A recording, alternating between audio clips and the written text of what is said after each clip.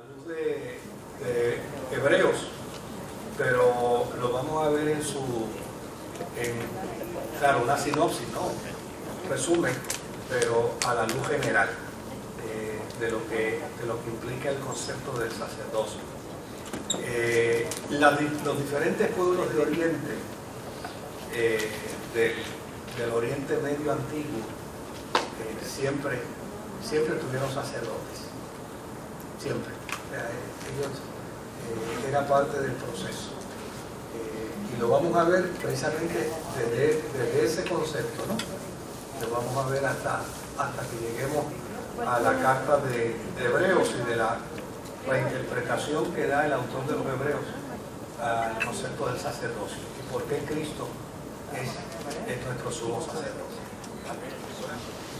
Pues como dije, los pueblos del Mediano Oriente, desde su antigüedad, siempre eligieron alguna que otra persona para que ejercieran una función de vida religiosa. Esa figura es antiquísima. Y desde luego hubo ocasiones también en que no solamente la función la ejercía un individuo particular, sino que muchas veces el mismo rey de esa comarca, de ese pueblo, de esa tribu, en muchas ocasiones ejercía la función religiosa. Hay en la Sagrada Escritura un ejemplo muy particular de ese tipo de rey que a su vez ejercía función sacerdotal. En el libro de Génesis, en el capítulo 14 y en el verso 18, Génesis 14, 18, se habla precisamente de Melquisedec y se dice que él era rey de Salem y era sacerdote del Dios Altísimo. Es un ejemplo precisamente de que no siempre era una figura ajena al sacerdote, sino que muchas veces el mismo rey ejercía la función sacerdotal. Con Israel se dio un fenómeno distinto. Dios quiso, como lo expresa Éxodo, capítulo 19 y verso 6, Dios quiso hacer un reino de sacerdotes y de gente santa. Y desde luego, dice, ustedes serán para mí un reino de sacerdotes y una nación santa. Comunícale esto a todos los israelitas. Desde luego, como parte de ese oráculo divino, es que entonces se elige dentro de la familia de los levitas quienes iban a ser los sacerdotes. Ahora, dentro de la familia de los levitas se escogió aquellos que fueran descendientes de la familia de Aarón.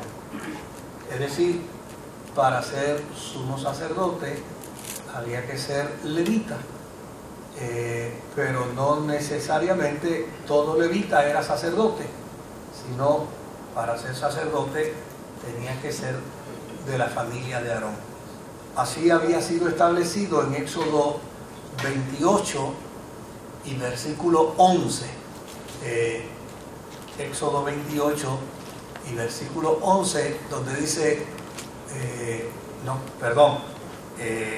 Éxodo 30, del 26 al 30, donde inclusive se establecía cómo era que iba a ser ungido ese sacerdote, cómo se le iba a distinguir dentro del pueblo en su función sacerdotal. Y desde luego a estos sacerdotes se les ungía como instrumentos sagrados. En el verso 26 al verso 30 dice: con él, es decir, con el aceite de la unción, deberás ungir la tienda de reunión, el arca del pacto, la mesa, todos sus utensilios, el candelabro, sus accesorios, el altar del incienso, el altar de los holocaustos, todos sus utensilios y el lavamanos con su pedestal. De este modo los consagrarás y serán objetos santísimos. Cualquier cosa que toque esos objetos quedará también consagrada. Unge a Aarón y a sus hijos y conságralos para que me sirvan como sacerdotes. Por lo tanto, el sacerdocio se convertía en un sacerdocio permanente, porque desde luego, si el sacerdote era ungido y todos los utensilios que utilizaba eran ungidos, pues ya sencillamente el sacerdote se mantenía siempre en un vínculo de unción. Por lo tanto, esto lo convertía en un sacerdote permanente. Claro, dentro de los levitas que no descendían de Aarón, podían ser seleccionados para trabajar en otras áreas del culto.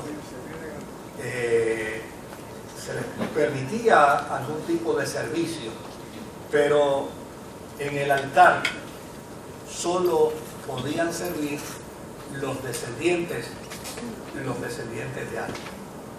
Claro, esta estructura, este reconocimiento, esta infraestructura inclusive y todo lo que esto revestía, hacía entonces que la persona del sacerdote se convirtiera en una persona muy estimada, muy respetada, hasta cierto punto intocable dentro del pueblo de Israel.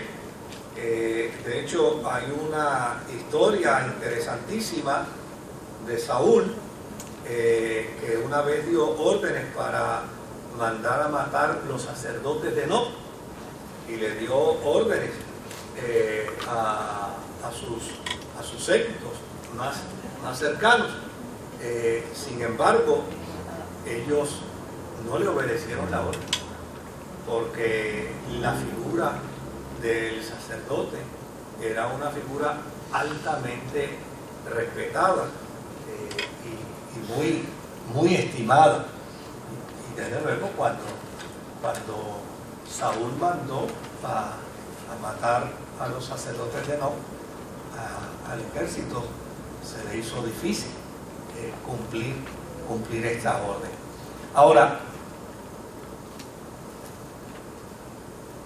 también en el caso de Salomón y Abiatar, obviamente en un momento dado Salomón estaba indignado con Abiatar, mas sin embargo cuando pensó en ejecutarlo, recordó que Abiatar había sido el sacerdote que había llevado el arca de Jehová, y por esa deferencia y ese respeto, ¿no?, a esa función, aun cuando tenía deseos de matarlo, optó por no hacerlo. La figura del sacerdote en Israel no solamente era una figura respetada, una figura considerada, sino que era parte de la responsabilidad de ellos mantener la santidad, más que nadie. O sea, era obligación de cada sacerdote, y en este caso del sumo sacerdote, tener una conciencia bien clara de quién era, de la función que ejercía, de lo que representaba dentro de su ministerio sacerdotal, y desde luego los estatutos que se establecían con respecto a la limpieza y a la purificación de los sacerdotes era mucho más estricto que lo que se le exigía al pueblo. Y aparecen una serie de planteamientos en Levítico que se convertían precisamente en impedimento para cualquier sacerdote que no cumpliera con esos estatutos. Como por ejemplo, cualquier descendiente de Aarón que tuviera algún defecto físico no podía ser sacerdote, aun cuando fuera descendiente de Aarón. Si tenía algún defecto físico, no podía ejercer como sacerdote. Por el otro lado, en el proceso de la purificación, tenía que lavarse los pies en exceso y las manos se las tenía que lavar en exceso antes de ministrar, porque si no se lavaba bien las manos y los pies, tampoco podía ejercer su función como sacerdote. Por el otro lado, el sacerdote podía beber vino, pero no podía beber vino antes de ministrar.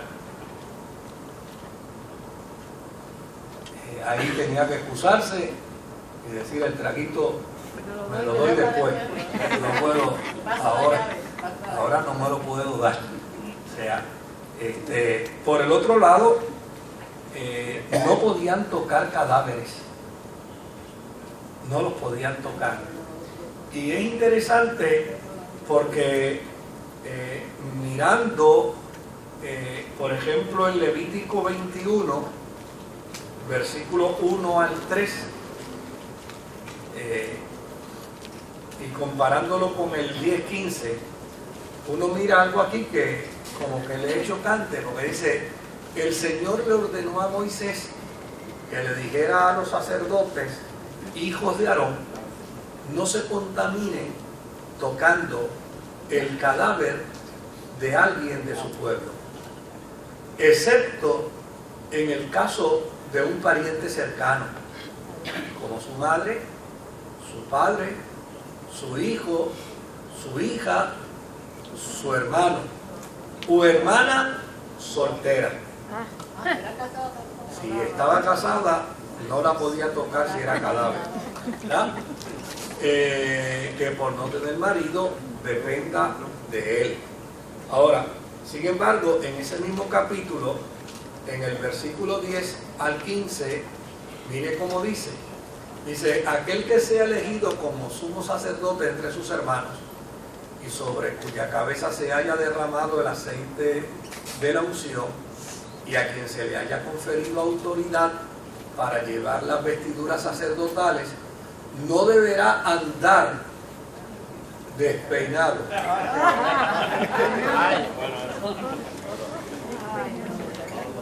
ni podrá tener la ropa rota. ¿Ya? ¿Verdad? Ni maones, ni pene. No entrará en ningún lugar donde haya un cadáver. No deberá contaminarse ni siquiera por su padre o por su madre. ¿Ah? Bueno, lo que pasa es que a la conclusión que llegan algunos estudiosos es que aquí de lo que trata propiamente es si va a ejercer la función sacerdotal en ese momento.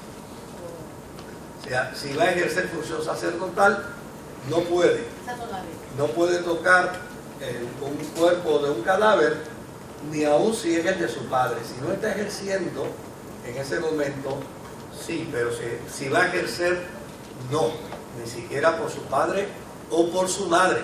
O sea que por otro lado te lo permiten y aquí te lo permiten. Exactamente. En el caso, sí, porque obviamente lo que algunos estudiosos plantean es que con probabilidad, si el sacerdote no siempre ejercía, porque había muchos sacerdotes, pero si iba a ejercer, Entonces no podía hacerlo, como tampoco podía tomar vino antes de verse. No entrará en ningún lugar donde haya un cadáver, no deberá contaminarse, ni siquiera por su padre o por su madre. Verso 12 dice: no saldrá del santuario para no profanar el santuario de su Dios, porque ha sido consagrado mediante el aceite de la unción divina. Yo soy el Señor. Dice: la mujer que tome por esposa el sacerdote debe ser virgen. No debe casarse con una viuda, ni con una divorciada, ni con una prostituta. Debe casarse con una virgen de su mismo pueblo, para que no profane su descendencia entre su pueblo. Yo, el Señor, que lo santifique. ¿Ah? ¿Quién escribió el Levítico? Bueno, esta es la estructura de un pensamiento religioso de un pueblo. Un pueblo que ha interpretado, bien o mal, una serie de cosas. No, pero al poder aceptarlo como libro de la Biblia, pues palabra de Dios. Bueno, no es. no, lo que pasa es que, Eso es palabra de hombre. desde luego, la palabra de Dios, uno la mira en la Sagrada Escritura a través del revestimiento de Jesucristo, ¿no? Uno no puede pensar que esto es para aplicarlo hoy, porque esto es parte de un contexto cultural, de una idiosincrasia, de un pueblo, de la forma y manera como un pueblo interpreta. Y no podemos decir ahora, pues mira, esto es lo que tenemos que poner dentro de la iglesia y establecerlo. Se me van un montón de mujeres de esta iglesia. ¿Verdad? Por el otro lado, no podían hacer manifestaciones de luto, no se podían cortar su barba, ni podían rasguñar su piel. Es decir, no se podían rascar para... no.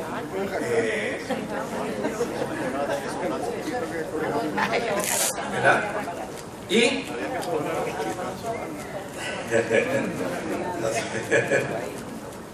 Y por el otro lado, otra de las cosas que se requería era que para que hubiera sacerdote tenía que existir un templo, puesto que su función era en la casa de Dios. Por eso las tribus nómadas no tenían sacerdotes. E inclusive cuando Israel anduvo por el desierto, tuvo que hacer un santuario desmontable, ¿no? El tabernáculo. Porque para que existiera el sacerdote en función, tenía que existir el lugar donde él iba a oficiar y los utensilios que él necesitaba para oficiar. Ahora, una de las cosas que es interesante dentro del concepto sacerdotal de Israel es que, claro, a nosotros nos puede chocar, porque estos son conceptos que están enmarcados y están revestidos de una cultura, de una idiosincrasia. Y eso es analizando nosotros el sacerdocio judío. Si analizamos el sacerdocio de otras religiones, nos vamos a topar con otros requerimientos y con otras exigencias que usted se sorprendería. Como por ejemplo, yo leía una vez para los sacerdotes de una tribu hindú, ellos tenían que pasar una serie de pruebas y entre ellas tenían que dormir por semanas en aguas congeladas a temperatura bajo cero, y ellos tenían que permanecer ahí por días. No podía ser sacerdote si no cumplía con eso. Bueno, pues, nosotros nos vamos. Pero, o sea, no olvidemos que dentro de estos procesos hay también, pues, lo que hemos dicho, ¿no? La forma y manera en que cultural, idiosincráticamente, se va a definir esa cuestión del sacerdocio. Ahora, lo que es fundamental y lo que es importante, teniendo en cuenta el sacerdocio de Israel, es que ellos fueron creados para servir a Dios.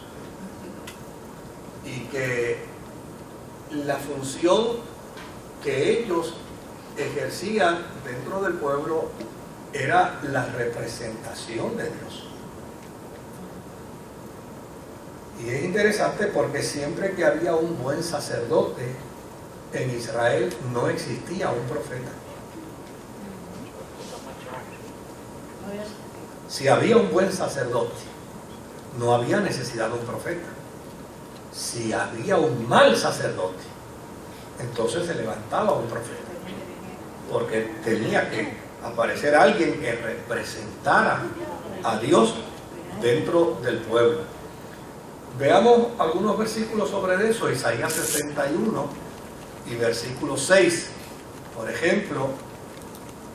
Isaías 61, 6 dice: pero ustedes los llamarán sacerdotes del Señor, les dirán ministros de nuestro Dios, se alimentarán de las riquezas de las naciones y se jactarán de los tesoros de ellas. En Jeremías 33 y versículo 21, Jeremías 33 y versículo 21 dice: también podrían romper mi pacto con mi siervo David, que no tendrá un sucesor que ocupará su trono, y con los sacerdotes levitas, que son mis ministros. O sea, el mensaje que venía desde el punto de vista de Dios a Israel con respecto al sacerdocio es que los sacerdotes eran los representantes directos de Dios en su función ministerial. En Éxodo 28 y verso 43, Éxodo 28 y verso 43.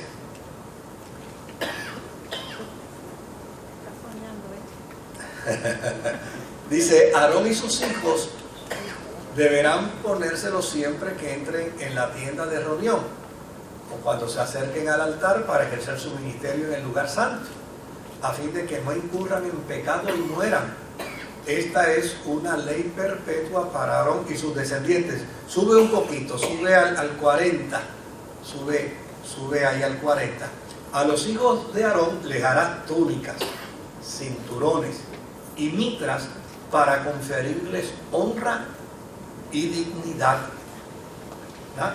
Ahora ve bajando, dice: una vez que hayas vestido a tu hermano Aarón y a sus hijos, los ungirás para conferirle autoridad y consagrarlos como mis sacerdotes. Hazle también calzoncillos de lino que les cubran el cuerpo desde la cintura hasta el muslo. Aarón y sus hijos siempre deberán ponérselos siempre que entren en la tienda de reunión o cuando se acerquen al altar para ejercer su ministerio en el lugar santo, a fin de que no incurran en pecado y mueran. Esta es una ley perpetua para Aarón y sus descendientes. O sea, eran las reglas. Ahora, estas reglas que establecían requisitos, que exigían comportamientos, obviamente era para mantener un estándar en la vida sacerdotal. Eran las reglas que obviamente hacía que Israel viera a los sacerdotes con dignidad, como ministros de Dios, como representantes de Dios. Ahora, otra nota que es importante plantear es que entre los judíos no existieron mujeres sacerdotisas. Aunque las mujeres de los sacerdotes podían comer de las ofrendas. pero les estaba prohibido ejercer una función sacerdotal. Era parte de la idiosincrasia. Y desde luego cualquiera puede venir por ahí con un texto aislado y tratar de aplicarle ese texto aislado a la iglesia. Pero si se lo van a aplicar, asegúrese que el que se lo aplica tenga calzoncillos de lino. ¿Se da cuenta? Porque no podemos aplicar un texto de Levítico aislado y entonces obviar todos los demás para aplicarle nada más que a mi conveniencia lo que dentro del marco de mis prejuicios yo le quiero aplicar a otros. Ese es uno de los grandes problemas que tenemos, ¿no? Que la gente en esos debates de texto al estilo del oeste, lo único que saben es disparar textos. Y disparando textos, pues obviamente buscan sus textos para sostener sus pretextos. Y en ese sentido, sí, es importante que lo veamos con esa realidad. Ahora, este sacerdocio del que yo he estado hablando, este sacerdocio inicia con Moisés. Note bien que Moisés no fue sacerdote, pero él tuvo la responsabilidad ¿de qué? De nombrarlos, de instruirlos, de guiarlos e inclusive de investirlos. Ahora, una vez Moisés ejerció esa función, después de él nadie más la volvió a ejercer, porque una vez creado y formado el cuerpo sacerdotal de Israel por Moisés, entonces el cuerpo sacerdotal subsistía por sí mismo, se desarrollaba por sí mismo. Pero ellos seguían dentro de su proceso, dentro de la descendencia arónica, desarrollando los demás sacerdotes. Pastor, ¿le daría esas instrucciones Dios a Moisés para que se las diera a sus sacerdotes? Bueno, Israel dice que sí. Israel decía que sí. Y desde luego, mire, no tenemos que tener preocupación alguna, por una sencilla razón. O sea, Dios sabe lo que hace. Dios sabe lo que hace. Y dentro del contexto social en el que esta nación se está desarrollando, si por alguna razón fue así, Dios sabía lo que hacía. O sea, nosotros no podemos perder de perspectiva eso. Si eran prejuicios de Moisés o artimañas de Moisés, pues, pero la postura más simple y más sencilla desde el punto de vista cristiano es que hay tiempos, hay momentos en la vida que demandan un tipo de decisión. Y ese tipo de decisión no puede ser alterado y no puede ser eliminado, porque es la decisión del momento. Es como cuando el cirujano ve la pierna del paciente y dice hay que amputarla. Bueno, pues esa es la decisión, porque en ese momento no hay otra. Bueno, pues está bien. Alguien puede decir no, que no se amputa nada, pues está bien, pues paga, el paciente paga con la vida. Entonces, nosotros tenemos que ver que, claro, cuando usted mira esto ahora, esto da hasta coraje y crea, sí, pero el problema es que lo estamos viendo con los ojos y con el lente del siglo XXI. Tenemos que verlo con el lente de aquel momento, de aquel tiempo. Oiga, ¿qué imagen, digamos, de autoridad se le podía conferir a un sacerdote que no fuera de la línea arónica, cuanto en efecto la historia de Israel plantea que él es el primer sacerdote? Entonces, desde luego, si él fue el primer sacerdote de Israel, Moisés fue el primer caudillo de Israel, y Moisés ungió y separó a Aarón como sacerdote, pues mire, ya nombrar a otro sacerdote de otra tribu iba a convertirse, ¿sabe qué?, en un elemento de incertidumbre para la nación, porque la nación iba a decir, oye, ¿y por qué no seguimos con el primero? Y aquí está la descendencia.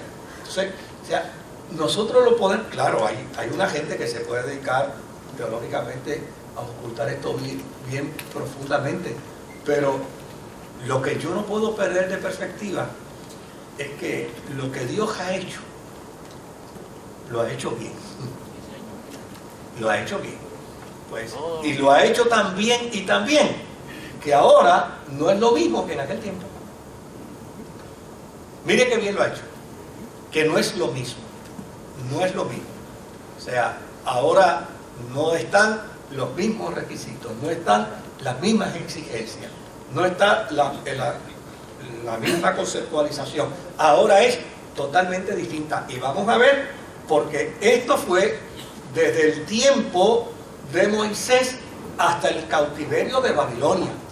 Pero después del cautiverio babilónico hubo otra nueva transformación dentro del mundo sacerdotal que la vamos a ver ahora. Como yo lo veo es que cuando Dios llega a una cultura no le rompe su cultura o usa los elementos de esa misma cultura para seguir proyectándose por ahí. Claro. Porque no puede, para mí no puede hacer no puede, no se puede. Por eso, o sea, si yo lo quiero ver desde una postura simple, no me puede dar coraje, no me puede molestar, porque ya sencillamente es la forma y manera como un pueblo se conduce culturalmente, y Dios va a estar trabajando dentro de ese contexto cultural. Ahora, en tiempos de Esdras, eso es ya después de Babilonia. En tiempos de Esdras, para ser sumo sacerdote, era necesario ser descendiente de Sadoc. Porque, mire cuál fue el problema. Mire aquí el cambio extraordinario. Hasta el cautiverio babilónico se podía distinguir quién era sacerdote de la línea arónica. Pero después que desaparecieron las 10 tribus, ¿verdad? Y después que las 2 tribus del sur fueron a parar a Babilonia, oiga, cuando regresaron del cautiverio, ya no había evidencia, ya no había documentación, ya no había forma de manejar el concepto de pureza. Entonces, lo más cercano para Esdras, lo más cercano en términos de veracidad de línea sacerdotal arónica era Sadoc. Entonces, ¿qué hizo Esdras? Pues estableció que para ser sumo sacerdote era necesario ser descendiente de Sadoc, porque empezaron a llegar judíos de todas partes, de Asiria, empezaron a llegar y empezaron a alegar que ellos eran puros. Y entonces, claro, ¿cómo demuestras tu pureza dentro de tu familia levítica? Bueno, porque yo soy puro, pero ¿cómo lo muestras? Entonces no había forma. Eran 70 años, y 70 años en Babilonia, en las 10 tribus era mucho más todavía. Y desde luego, de hecho, cuando usted lee la historia de Nehemías, había uno que se llamaba Gesén, ¿verdad? Pero le apodaban como el árabe, como quien dice, por más nombre de judío que tenga, tú no eres judío, tú eres árabe, tú eres un mestizo, ¿ves? Entonces, ese tipo de cosas fue lo que realmente hace la transformación. Así es que para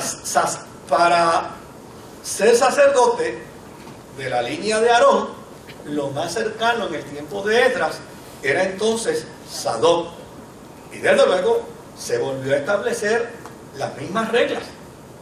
Seguía siendo descendiente de Aarón, porque si venía por la línea de Sadoc, era descendiente de Aarón, y quien pudiera probar que era levita, pero no era descendiente de Sadoc, entonces ya y sencillamente lo que se hacía era que se le permitía fungir en otros trabajos dentro del templo. Ahora, por lo demás, algunas de las cosas antiguas se seguían observando, como por ejemplo, al sacerdote se le ungía la cabeza y sus vestidos, pero a los demás, al sumo sacerdote se le ungía la cabeza y los vestidos, pero a los demás sacerdotes solamente se le ungían sus vestiduras. No olvide que el ungir los utensilios y el ungir las vestiduras, lo que implicaba con ello era que, pues si el sacerdote lo tocaba, automáticamente quedaba santificado. Por lo tanto, siempre estaba en el proceso de la purificación y de la santidad. Solo el sumo sacerdote entraba al lugar santísimo. Entraba al lugar santísimo en el mes séptimo, al 10º día del mes séptimo. Y entraba allí una vez al año, ¿verdad? Desde luego, esta era la fiesta de la expiación, la fiesta de la expiación de los pecados de todo el pueblo.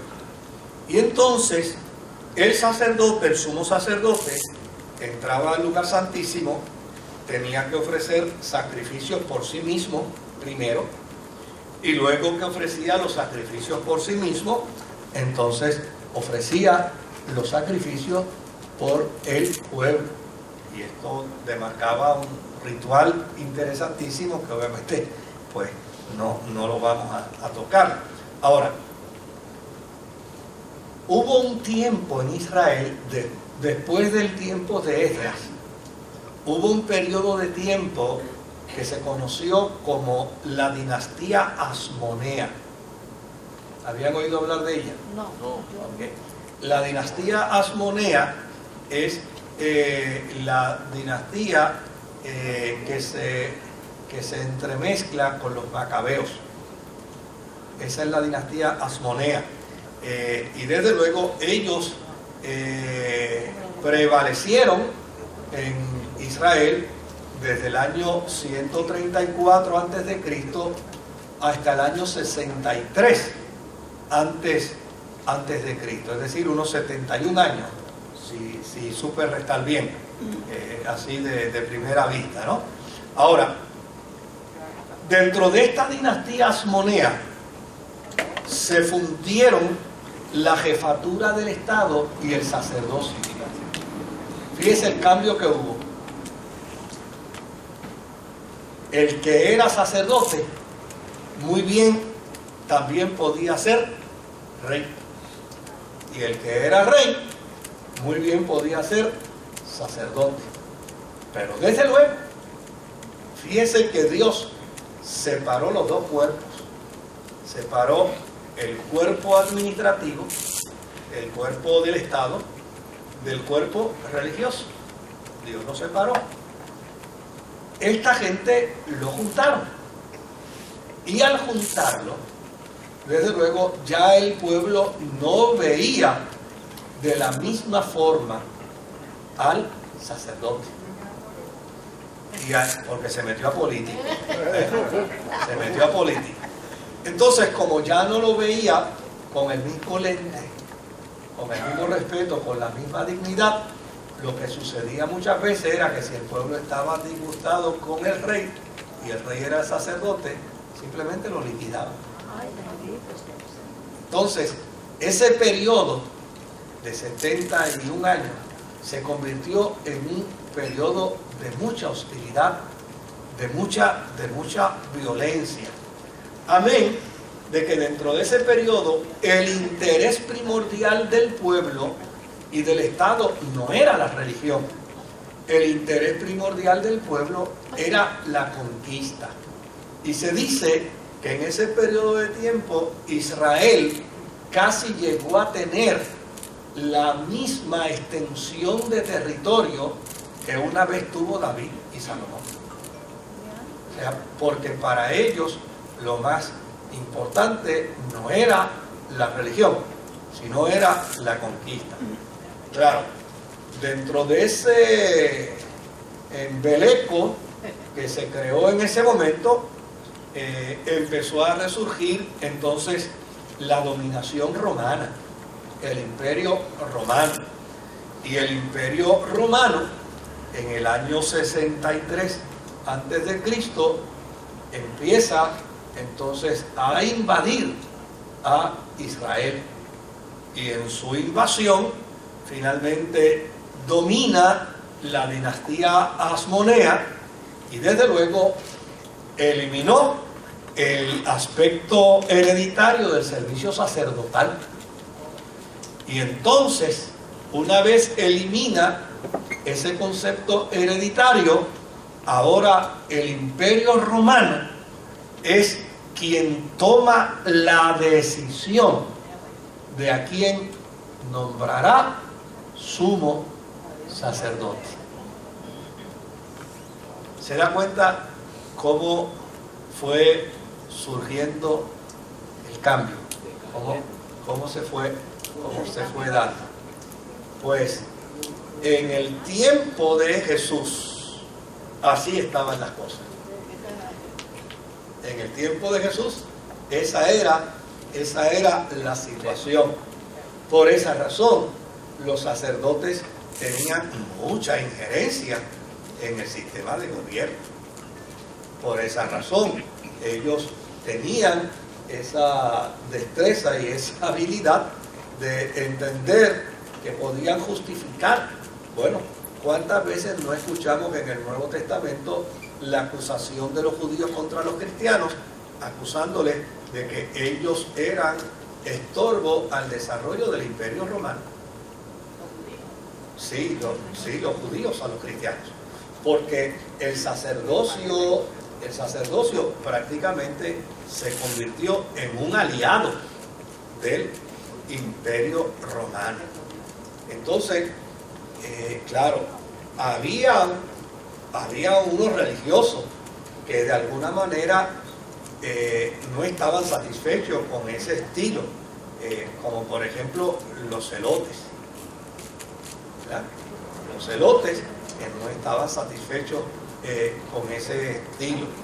Y pues los escribas básicamente a lo que se dieron fue a la tarea de la religiosidad, de la interpretación religiosa, y los fariseos pues se dieron a la práctica al elemento de la práctica religiosa, y ya y sencillamente ellos estaban prácticamente allanados con el imperio romano.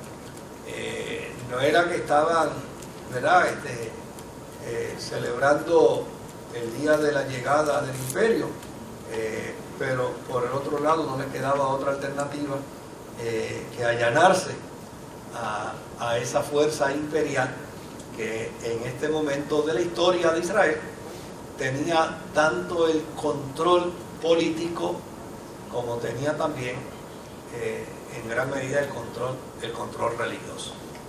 Ahora, ¿qué es lo que hace el autor de la carta a los hebreos? El autor de la carta a los hebreos lo que hace es reinterpretar la conceptualización sacerdotal de Israel en su origen, para de esta manera presentar a sus lectores un sacerdocio en la persona de Jesús, pero un sacerdocio distinto, porque es un sacerdocio que puede muy bien atemperarse dentro del contexto judío, pero puede también funcionar perfectamente dentro del mundo gentil.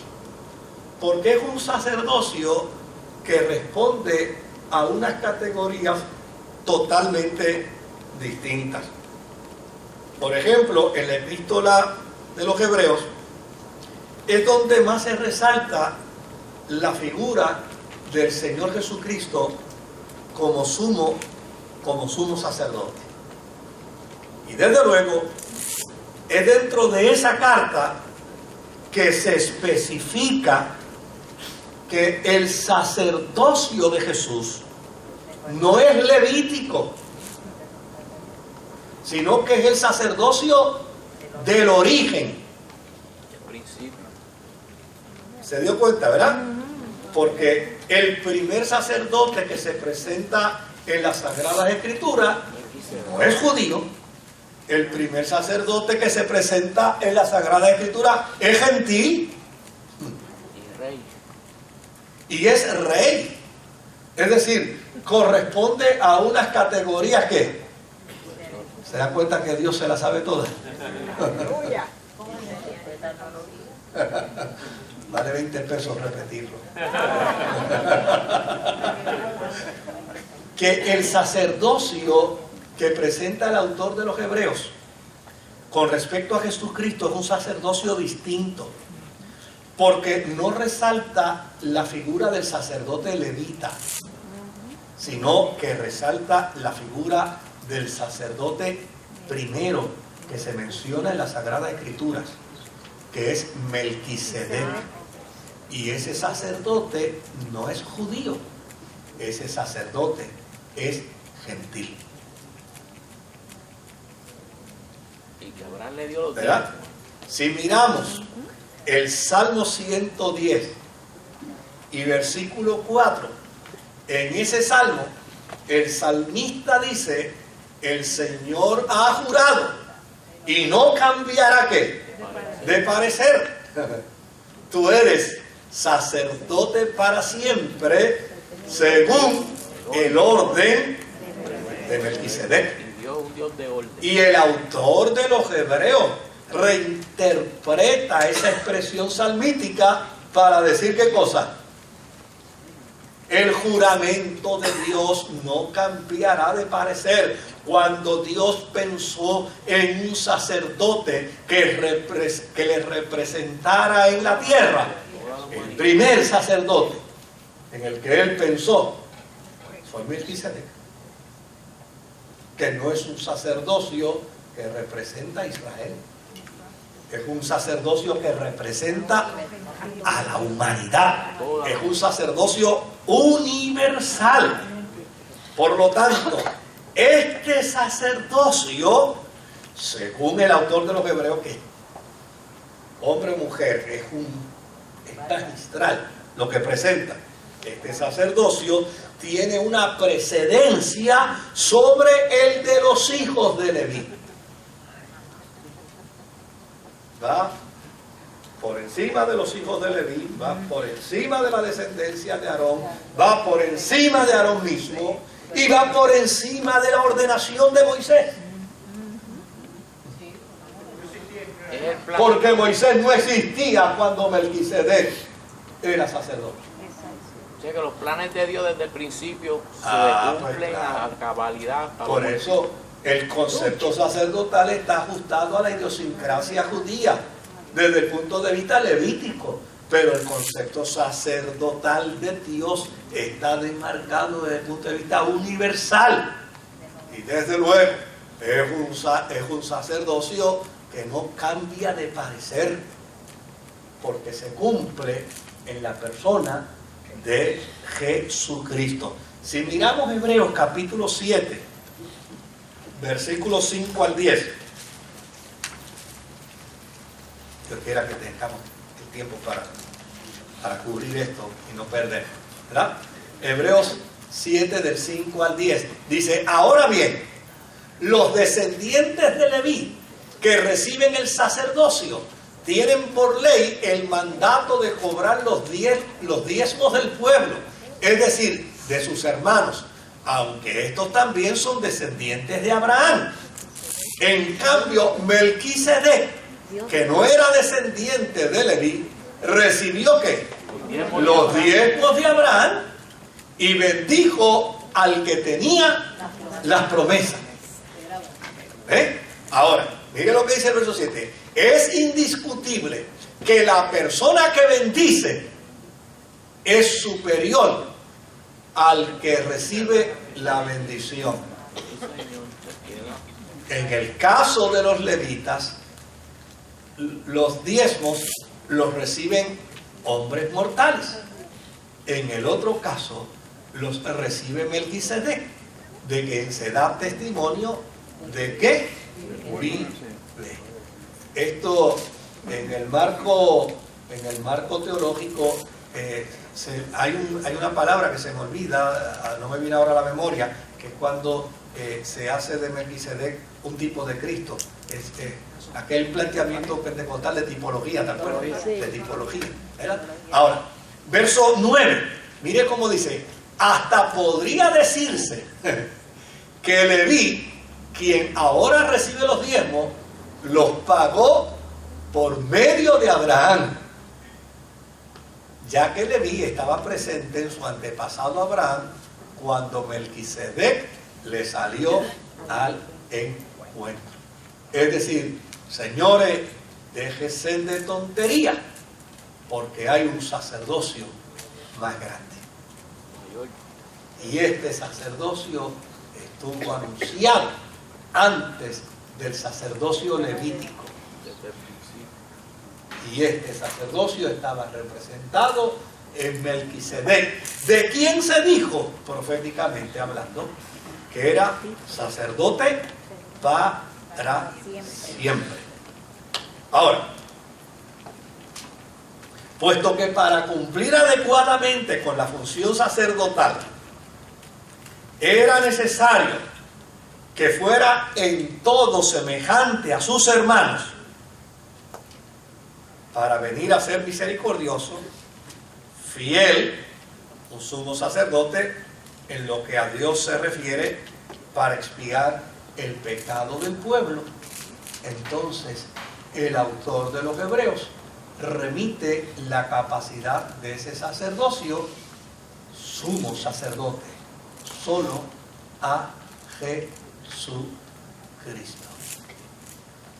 En Hebreos capítulo 2 y en el verso 17 dice: por eso era preciso que en todo se asemejara a sus hermanos, para ser un sumo sacerdote fiel y misericordioso, al servicio de Dios, a fin de expiar los pecados del pueblo, en sentido universal. Ahora, fíjese lo que esto plantea. Era preciso que en todo se asemejara a sus hermanos. En la mentalidad judía, el gentil no se asemejaba en nada al judío. Todo lo contrario. El gentil era carbón del infierno.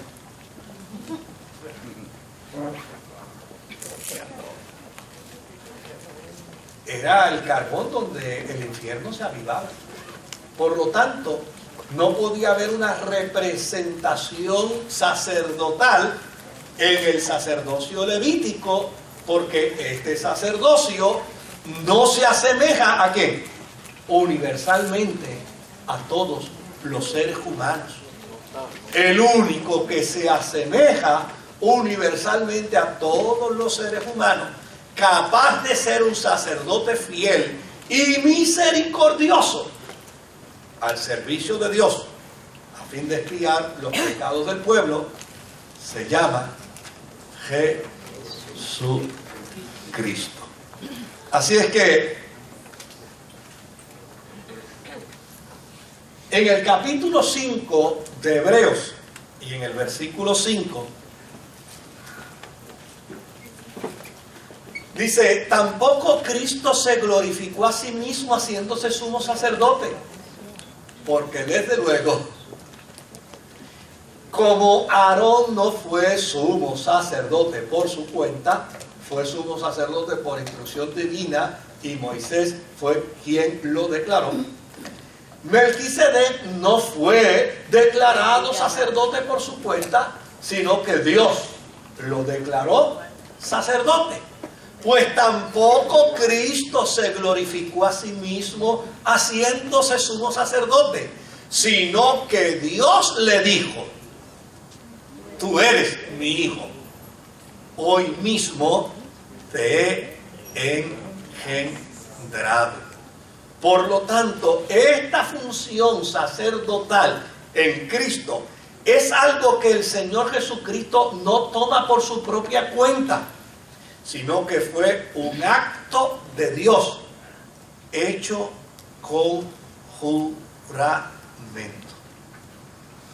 Si miramos el capítulo 9 de Hebreos y en el versículo 11,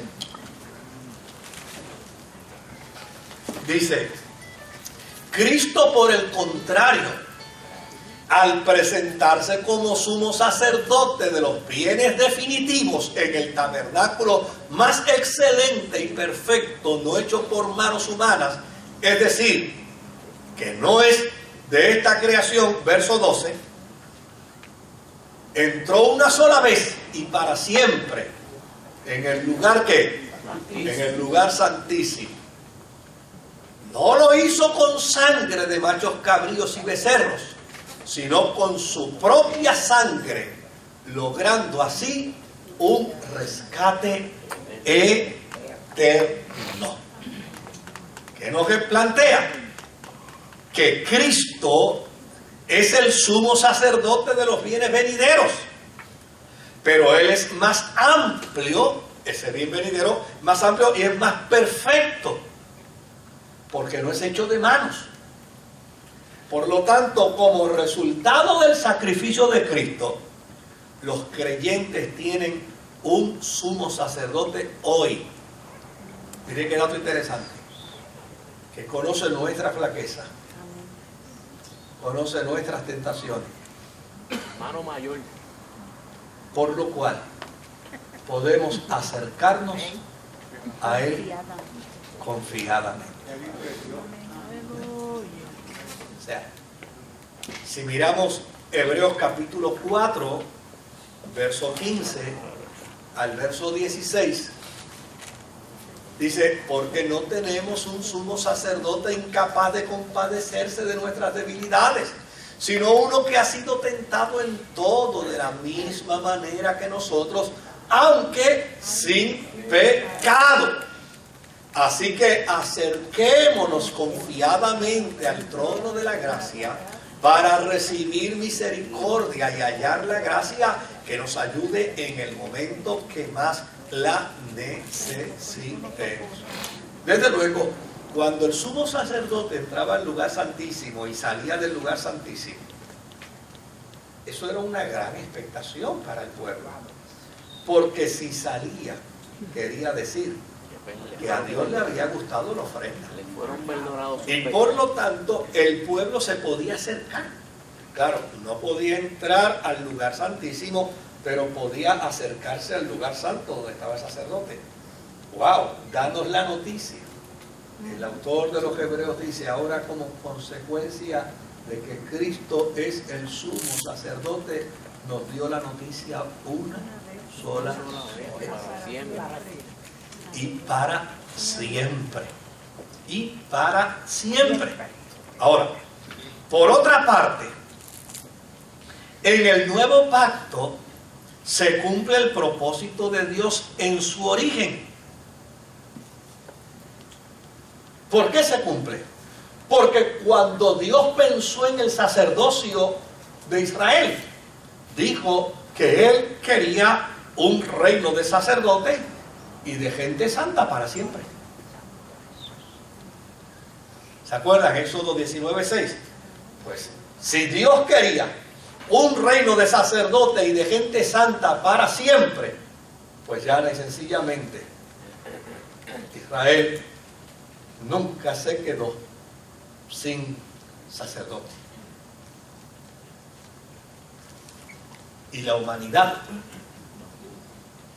no se quedó sin sacerdote.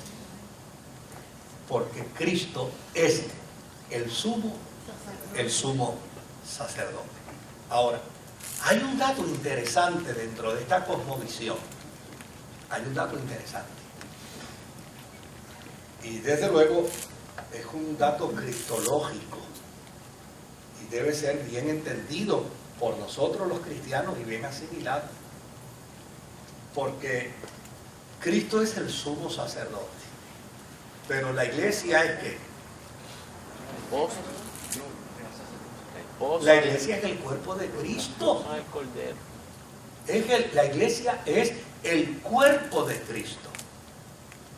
Por lo tanto, Cristo hace que cada creyente, por Él y para Él, sea un sacerdote. Somos del linaje perfecto. Para ser sacerdote de Israel había que ser del linaje ¿de quién? De Aarón. Pero como ahora somos del linaje de Cristo, dentro de ese marco cristológico, la iglesia juega un papel. Mire, hermano, yo leo esto, me da alegría y me da coraje. Es una mezcla de sentimientos, porque no hemos entendido esto. Se ha hecho el papel que si los cristianos entendiéramos esto, nos dejaríamos de tanta sandeza y de tanta tontería y de tantas imbecilidades que a veces caemos. Si los cristianos descubriéramos quiénes somos al amparo del sumo sacerdote. Mire lo que dice Apocalipsis 1:6, el 5:10 y el 20:6. El 1:6, Apocalipsis 1:6. Al que ha hecho de nosotros un reino, sacerdotes al servicio de Dios su Padre. Fíjense, al que ha hecho de nosotros un reino de sacerdotes al servicio de Dios su Padre. Fíjense el dato interesante aquí. Todo hombre y toda mujer que sirve a Jesucristo ha sido hecho ¿qué? Sacerdote. ¿De dónde entonces venimos con las trivialidades y las tonterías y los desatinos? Para hacer distinto el cuerpo de Cristo. A Él sea la gloria, el poder por los siglos de los siglos. Amén. Pero vemos el 5:10. Y si miramos el 5:10, mira cómo dice ahora. De ellos hiciste un reino, los hiciste sacerdotes al servicio de nuestro Dios y reinarán ¿qué? Sobre la tierra. Ahora, si vemos el 26, oigan, el 26 dice, dichosos y santos los que tienen parte en la primera resurrección. La segunda muerte no tiene poder sobre ellos, sino que serán sacerdotes de Dios y de Cristo y reinarán con Él 1000 años. Mire, un desliz teológico lo pudo haber cometido Juan, pero él lo plantea una y otra vez, afirmando ¿qué cosa? Afirmando que como consecuencia de que Cristo es el sumo sacerdote, todo el que está en Cristo está en la línea sacerdotal. Oigan, si uno se mira en el espejo, mira, pues uno debe conducirse de acuerdo a lo que es. Yo nunca olvidaré, yo fui a buscar trabajo cuando era estudiante a Pueblo Supermarket. Y cuando fui a buscar trabajo, el jefe de personal en aquel tiempo, señor Mena, me dijeron no hace mucho que todavía estaba yendo, y yo lo recuerdo con mucho cariño, porque fue un hombre muy noble para conmigo. Y él tenía en la puerta de su oficina un espejo bien grande, bien grande. Y cuando uno llegaba a la puerta de su oficina, uno se miraba y decía, como te ves, así eres.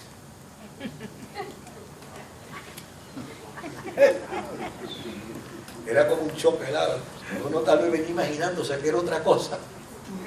Uno tal vez venía imaginándose, porque la imaginación es extraordinaria, ¿no? A veces la imaginación nos hace creer que somos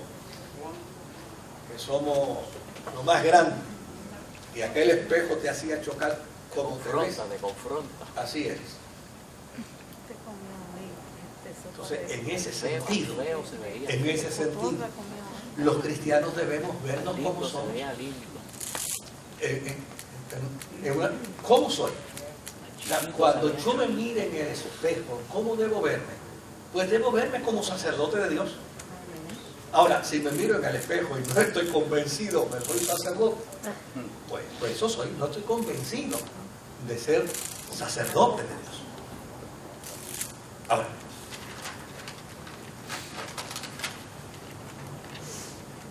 hay un dato interesante que se recoge, vale, hay un dato interesante que lo voy a avanzar, pero que se recoge dentro de los evangelios y algunas cartas paulinas y de hecho dentro del autor de los Hebreos. En tiempos de Jesús, algunos religiosos ya sabían correctamente el propósito de la ley y el propósito de los profetas. Si miramos Marcos capítulo 12, Marcos 12, verso 32 al 33. Marcos 12, verso 32 al 33. Dice, bien dicho, baja un momentito al 30 para ponernos en el contexto completo. Baja un momento, ahí. Este es el caso de ¿cómo se llamaba? El que fue de noche a hablar con Jesús. Nicodemo, gracias. Dice, ama al Señor tu Dios con todo tu corazón, con toda tu alma, con toda tu mente y con toda tu fuerza. Verso 31. El segundo es, ama a tu prójimo como a ti mismo. No hay otro mandamiento más importante que estos. Verso 32. Bien dicho, maestro, respondió el hombre. Tienes razón al decir que Dios es uno y que no hay otro además de Él. Verso 33. Amarlo con todo el corazón, con todo el entendimiento y con toda la fuerza. Y amar al prójimo como a uno mismo es más importante que todos los holocaustos y todo ¿qué? Y todos los sacrificios. Fíjese que ya en el tiempo de Jesús había religiosos que sabían que la ley no podía cumplir lo de un sacerdocio perfecto para la humanidad. Porque la ley se había ensimismado ¿en qué cosa? En un prejuicio étnico. Y como estaba dentro del marco de un prejuicio étnico, óigame, ya la ley era inoperante. Y lo interesante es que lo sabían algunos de los intelectuales de la ley de aquel tiempo. Por eso el autor de los Hebreos afirma y dice con perfecta claridad, tenía que romperse ese sacerdocio para que Cristo fuese entonces sacerdote según el orden de Melquisedec, porque era un sacerdocio sin prejuicio, que entendía que era más importante amar al ser humano con todo el corazón, con todo el entendimiento, con todas las fuerzas, de la misma manera que se ama ¿a quién? Que se ama a Dios. Ahora, Lucas capítulo 24 y versículo 27. En Lucas capítulo 24 y versículo 27 dice, entonces, comenzando por Moisés y por todos los profetas, les explicó lo que se refería a él en todas las escrituras. Qué interesante el planteamiento de Lucas. Lucas está diciendo que el resucitado, porque esto fue ya después de haber resucitado, sienta a sus discípulos y les dice, ahora les voy a decir quién soy yo a través de la ley y a través de los profetas. Y ese es el entendimiento que tiene el autor de los Hebreos. Y ese es el entendimiento que tiene Pablo en sus cartas epistolares. El entendimiento de que lo que Jesús le comunicó, el resucitado le comunicó a sus discípulos en términos de Moisés, de la ley y de los profetas, es que él era el sumo sacerdote según la orden de Melquisedec, sumo sacerdote para siempre. Y eliminaba el concepto del sacerdocio levítico porque estaba étnicamente prejuiciado y con ello se había enredado la ley. Por eso los sumos sacerdotes lo mandaron. Ahora, si miramos Juan 16:14, Juan 16:14, hay un dato interesante. Está hablando Jesús del Espíritu Santo y dice: Él me glorificará, el Espíritu Santo, y porque tomará de lo mío y se lo dará a conocer. ¿Qué? Se lo dará a conocer a ustedes. Por lo tanto, ¿qué es lo que planteó la iglesia con respecto al sacerdocio de Cristo? Que iba a seguir siendo una revelación progresiva en medio de la iglesia primitiva. Era una revelación progresiva donde, desde luego, hasta los evangelios afectaba solamente a los cristianos judíos, pero con Pablo entonces el mensaje de Cristo como sacerdote universal iba a extenderse. Mire qué dato interesante, que en Efesios capítulo 5 y versículo 2, Efesios capítulo 5 y versículo 2 dice: y lleven una vida de amor, así como Cristo nos amó y se entregó por nosotros como ofrenda y sacrificio fragante para Dios. Es decir, de la misma manera que Él se ofrendó por amor, los cristianos debemos ofrendarnos por amor. Ahora, el autor de los Hebreos, en el capítulo 9, versículo 9 al 11, autor de los Hebreos, esto obviamente deberíamos digerirlo un poquito más, pero yo creo que el propósito es más bien, a lo mejor yo ni estoy abonando a lo que dijo Betty, pero por lo menos ayudarnos en algo. Mire lo que dice Hebreos 9, 9 al 11. Esto nos ilustra hoy día que las ofrendas y los sacrificios que allí se ofrecen con respecto a la ley no tienen poder alguno para perfeccionar la conciencia de los que celebran ese culto. Verso 10. No se trata más que de reglas externas relacionadas con alimentos, bebida y diversas ceremonias de purificación, válidas solo hasta el tiempo señalado para reformarlo todo. Verso 11. Cristo, por el contrario, al presentarse como sumo sacerdote de los bienes definitivos en el tabernáculo más excelente y perfecto, no hecho por manos humanas, es decir, que no es de esta creación. Verso 12. Entró una sola vez y para siempre en el lugar santísimo. No lo hizo con sangre de machos cabríos y becerros, sino con su propia sangre, logrando así un rescate eterno. Y pasamos al verso 26 del capítulo 9. Verso 26 del capítulo 9. Y mire cómo dice: si así fuera, Cristo habría tenido que sufrir muchas veces desde la creación del mundo. Al contrario, ahora al final de los tiempos se ha presentado una sola vez y para siempre a fin de acabar con el pecado mediante el sacrificio de sí mismo. Ahora, ¿qué conclusión hace la iglesia de este planteamiento? Pablo en Romanos capítulo 12 y versículo 1, Romanos 12, 1, mira cómo dice el apóstol San Pablo: por lo tanto, hermanos, tomando en cuenta la misericordia de Dios, les ruego que cada uno de ustedes, en adoración espiritual, ofrezca su cuerpo como sacrificio vivo. Óyeme, ¿por qué ofreces tu cuerpo como sacrificio vivo? Porque tú eres también ¿qué? Sacerdote. ¿Te das cuenta? O sea, tú puedes ofrecer tu cuerpo como sacrificio vivo porque tú eres sacerdote.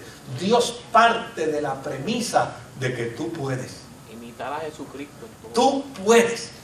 Santo y agradable a Dios.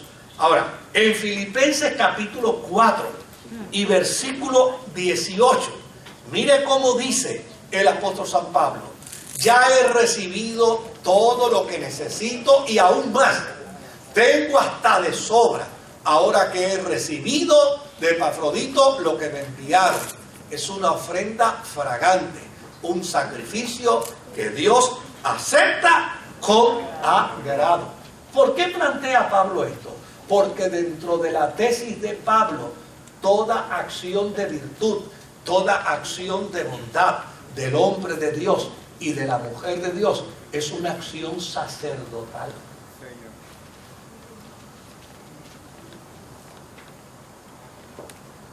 Y como una acción sacerdotal, que es,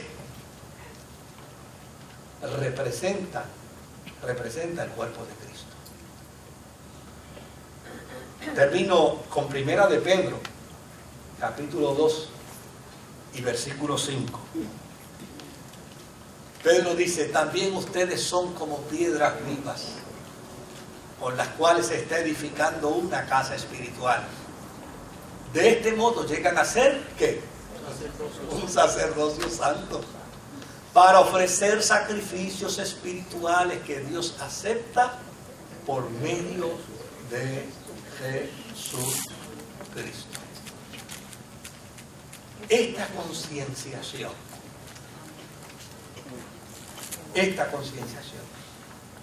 la debemos tener todos los cristianos.